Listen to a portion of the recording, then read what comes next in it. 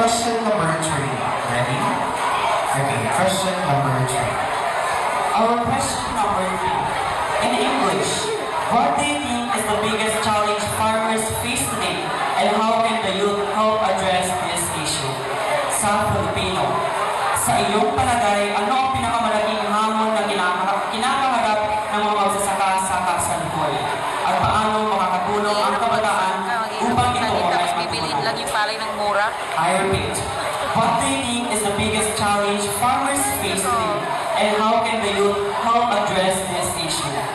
Sa iyong palagay, ano ang pinakamalaking hamon na kinakaharap ng mga magsasaka sa kasalukuyan? At paano makatutulong ang kabataan upang ito ay matugunan? Okay. I believe the biggest challenge our farmers face today is not just hardship, but injustice. They give everything to feed our nation. Yet, sila ang naghihirap, ngunit iba ang kumikita. Their voices are unheard, their sacrifices unseen.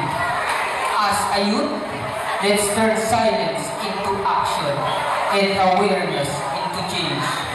Sila ang naghihirap, ngunit iba ang kumikita. Kaya panahon na para ang magsasaka naman ang ating ipaglalaban.